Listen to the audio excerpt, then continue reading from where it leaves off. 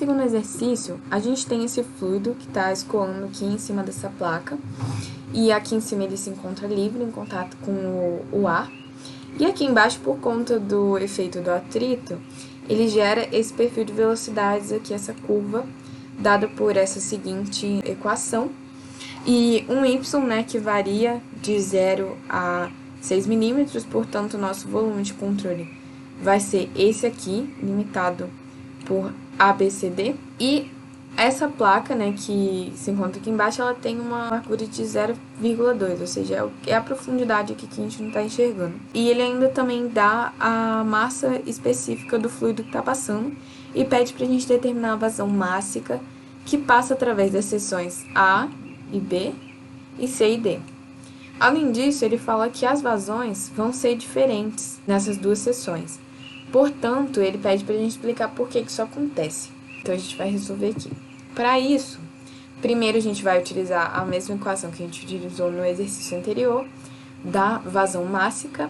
Nesse caso, eu vou começar pela seção AB. Aqui eu coloquei o nosso vetor unitário para a gente ver como exemplo como é que ele funciona. Ele não tem uma função exatamente no cálculo, ele é basicamente para demonstrar se o fluxo está entrando ou saindo do volume de controle. Como eu disse, esse vetor ele vai estar sempre saindo da superfície do volume de controle, e aqui a gente pode ver claramente que ele está no sentido contrário da velocidade que está entrando dentro desse volume de controle. Portanto, aqui ele vai ser negativo. E aí, né, obviamente, quando é negativo ele está entrando, quando é positivo ele está saindo. A nossa velocidade aqui na seção A e B, ela vai ser dada por 3 metros por segundo, já que ela é constante, ela não é dada pelo perfil de velocidades. A nossa massa específica a gente tem, já é dada pelo exercício, então a gente pode substituir, e aí a gente vai ter aqui o 3, né, que é a velocidade, menos 3, constante, a massa específica que é constante também, então eu tirei da integral e a gente vai obter uma integral de dA em A, que vai ser igual a A, portanto a gente obtém menos 3 ρA, e substituindo, a gente obtém menos 3 vezes a massa específica, vezes a área, a gente tem uma vazão mássica de 4,41 gramas por segundo. Agora, na seção C e D, diferentemente da seção A e B, o nosso vetor unitário ele vai estar na mesma direção da velocidade, então ele vai ser dado por mais 1. Ou seja, ele está saindo, vai ser positivo. E aqui, nossa velocidade ela vai ser dada por essa curva e por essa equação aqui. Portanto, substituindo na nossa integral, tirando a massa específica para fora, que ela é constante, a gente obtém a integração de 0 a 6 milímetros, já convertido para metro aqui no caso. E também eu fiz, como no exercício anterior, substituir o dA pela largura vezes dy. Ele vai ser um retângulo, aqui vai ser dy, e aqui vai ser a largura, que vai ser 0,2 da placa. Tirando o 0,2, que é constante, para fora da integral, e resolvendo a integral, a gente obtém isso daqui. Desenvolvendo aqui, né, substituindo y por 6 vezes 10 a menos 3, a gente tem esses valores, e a gente obtém uma vazão mássica no final de 0,4136. Aqui, como a gente pode ver, uma pequena parcela da vazão que entrou, que foi de 4,41 gramas por segundo, saiu pela seção CD. Por que isso acontece? É exatamente o que o exercício já tinha previsto. Isso acontece porque aqui em cima o fluido não está limitado. Ou seja, aqui a gente tem entrada, aqui a gente tem saída, mas a gente também, aparentemente, tem saída aqui em cima também. E aí, por essa região ser maior, a maior parcela que entrou por aqui saiu por essa região, e uma pequena parcela apenas saiu pela região limitada ali por C e D. E é essa a razão pela qual os valores são diferentes. Por fim, a gente vai fazer esse exercício aqui. Esse exercício se trata desse tubo pelo qual passa um fluxo de óleo. Aqui na seção A ele está entrando com uma velocidade de 0,2 metros por segundo. E aí esse mesmo que entra sai em B com 0,5 metros por segundo e em C com uma velocidade desconhecida ainda.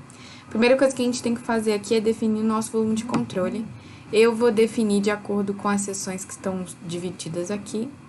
Então, esse vai ser nosso volume de controle. E aí, a partir daí, a gente pode construir a nossa equação de conservação de massa. Na aula, eu mostrei para vocês uma equação só com essa parcela aqui. O que eu fiz aqui foi dividir essa última parcela, que é o fluxo que entra ou sai, né? O fluxo que passa pela seção, em cada uma das 3 seções que estão presentes no nosso volume de controle, A, B e C. Então, aqui, novamente, a variação da quantidade de massa dentro do volume de controle durante o tempo. Aqui, o fluxo que passa por A, o fluxo que passa por B e o fluxo que passa por C. Como eu disse, né, esse N, esse vetor unitário, ele está sempre saindo da superfície do volume de controle. Então, nessa primeira parcela, na seção A, como a gente pode ver, o nosso vetor unitário está saindo e o vetor velocidade está entrando, ou seja, eles estão em sentidos opostos, portanto, essa parcela aqui vai ser negativa. Já nesses outros dois, em B e C, eles estão saindo para o mesmo sentido da velocidade, então essas duas parcelas aqui serão positivas. Isso é muito importante da gente definir para a gente desenvolver nosso cálculo.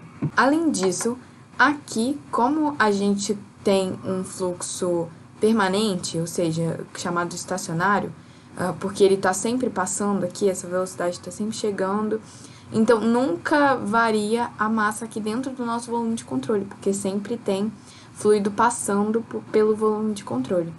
Portanto, neste caso, essa primeira parcela vai ser igual a zero, ela vai ser nula, porque não tem massa variando durante o tempo aqui. Agora, se for um escoamento, por exemplo, que é interrompido de vez em quando, aí a massa vai variar, então essa parcela vai ser considerada. Mas quando for estacionário, aí você desconsidera ela. Definindo nosso volume de controle, nossa equação, a gente pode começar a fazer nosso cálculo. Tirando a parcela que está zerada, né, que é nula, porque não varia no tempo, a gente obtém isso daqui. E a gente pode analisar aqui que na seção A e na seção B, a velocidade é constante. Então, a gente pode tirar, né, essa parcela para fora, a massa específica também. Então, no A e no B, essa integral, na verdade, vai ficar assim. Vai ficar a massa específica, a velocidade e a integral de dA em A, que vai ser igual a A.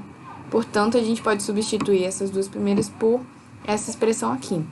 Já em C, a gente tem a velocidade definida pela equação do perfil de velocidades. Então, é isso que a gente vai utilizar nessa terceira parcela. Portanto, a gente vai ter uma equação como essa aqui que a gente está vendo. E mais uma transformação que dá para a gente fazer é que o dA pode ser escrito como 2πdr, já que ele é um tubo cilíndrico, a gente pode definir a área por 2πdr. Substituindo os valores, a gente obtém essa expressão. Uma coisa que a gente pode observar que todos têm em comum é o 2πρ, então a gente vai poder colocar ele em evidência. E a gente também pode tirar a velocidade máxima aqui, que vai ser constante para fora da integral. Assim, a gente fica com 2πρ em evidência. Aqui a gente tem as parcelas referentes à seção A e B, e aqui nossa integral.